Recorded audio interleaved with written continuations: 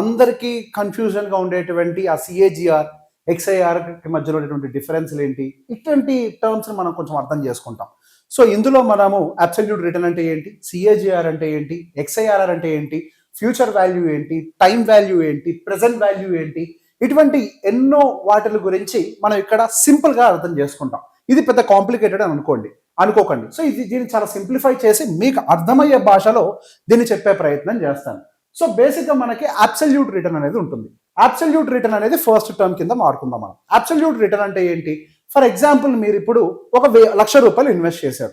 ఒక 2 ఏళ్ల తర్వాత దాని విలువ ₹1,18,000 అయింది అనుకోండి. మన ప్రాఫిట్ ఎంత? ₹18,000. అంటే మన అబ్సల్యూట్ రిటర్న్ ఎంత అని చెప్పుకుంటాం? 18% అని చెప్పుకుంటాం. సో దానికి గాను మనకు ఒక సింపుల్ ఫార్ములా కూడా ఇక్కడ ఎగ్జాంపుల్ తోటి మీకు ఒకసారి మెన్షన్ చేసి చూపిస్తాను. So final value minus initial value, అంటే ₹1,00,000 పెట్టుబడి పెడితే 2 సంవత్సరాలకి ₹1,18,000 అయింది అనుకోండి. సో ఇక్కడ ఏమైంది? Final value ₹1,18,000 minus initial value, అంటే మనం క్యాపిటల్ ఎంత పెట్టాము? 1,00,000 పెట్టాము, divided by the initial value into 100. అప్పుడు మనకి పర్సంటేజ్ వస్తుంది. సో ఇక్కడ దీన్ని ఎగ్జాంపుల్ రూపంలో చూపిస్తున్నాం. So if you have invested ₹50,000 in Jan 2023, 2023లో మీరు ఒక 50,000 పెట్టుబడి పెట్టుంటే దాని వాల్యూ డిసెంబర్ 2023కి 58,000 అయింది.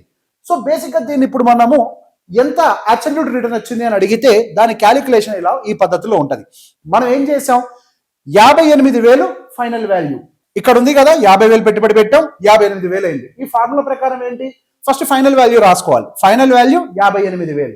తర్వాత ఏం రాయాలి? Initial value.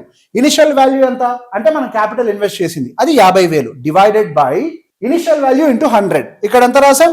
50,000 ఇంటూ 100. సో ఇది మనం కూడితే మనకి అప్రాక్సిమేట్గా 16% అనేది వస్తుంది. సో బేసిక్గా దీన్ని మనము అబ్సల్యూట్ రిటర్న్ అని చెప్పేసి అంటాం. ఫర్ ఎగ్జాంపుల్ మీరు మాట్లాడుకునేటప్పుడు రియల్ ఎస్టేట్లో నేను ₹1,00,00,000 పెట్టుబడి పెట్టాను రియల్ ఎస్టేట్లో, అది ఇంచుమించుగా మనకి డబల్ అయిపోయింది 5 సంవత్సరాలు అని చెప్పేసి మాట్లాడతాం. 100% రిటర్న్ వచ్చింది అని అంటాం. సో బేసిక్గా అది 100% వచ్చిందా, 60 వచ్చిందా, 80 వచ్చిందా, అది రియల్ ఎస్టేట్కి కావచ్చు, మ్యూచువల్ ఫండ్కి కావచ్చు, స్టాక్స్కి కావచ్చు, గోల్డ్ కావచ్చు, ఏదైనా సరే. సో అబ్సల్యూట్ రిటర్న్ ఎంత వచ్చింది in terms of percentage identify చేయడానికి ఫార్ములా ఇక్కడ నేను చెప్పింది. అవసరమైతే మీకు అర్థం కాకపోతే మళ్ళీ ఒక్కసారి రివైండ్ చేసి వినే ప్రయత్నం చేయండి.